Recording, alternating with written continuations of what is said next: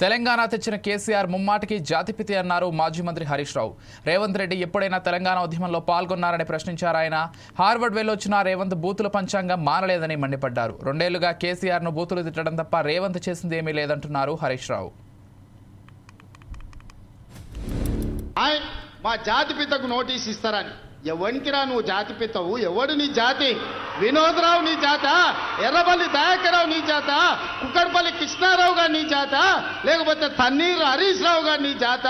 నీ జాతికి పిత ఉండొచ్చు, మాకు మా నల్గొండకో లేకపోతే మా పాలమూరుకు నీ జాతితో ఏం పని?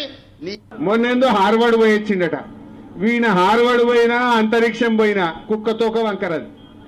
అది బూతులు తప్ప ఇంకేమన్నా వస్తాయా? కేసీఆర్ జాతిపిత ఎట్లయితాడు అంటాడు. కేసీఆర్ లేకపోతే తెలంగాణ వచ్చునా?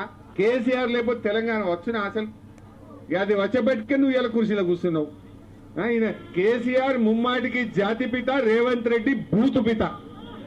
వీడు బూతులు తప్ప ఏమన్నా వస్తాయా వారికి? అరే నువ్వు ఇప్పుడు ముఖ్యమంత్రి అంటే ఏం మాట్లాడాలి? ఇగో నేను 4000 పింఛన్ రేపటికెళ్ళి ఇస్తున్నా అని చెప్పాలి. లేకపోతే నేను మహిళలకు బాండ్ పేపర్ మీద రాసి సంతకం పెట్టి ప్రామిసరీ నోటు మీద 2500 ఇస్తా అన్నా ఇక రేపటి నుంచి ఇస్తా అని చెప్పాలి. గది చెప్పాడు. అదేం మాట్లాడాడు. మాట్లాడితే బూతులే బూతులు, తిట్టుడే తిట్టుడు.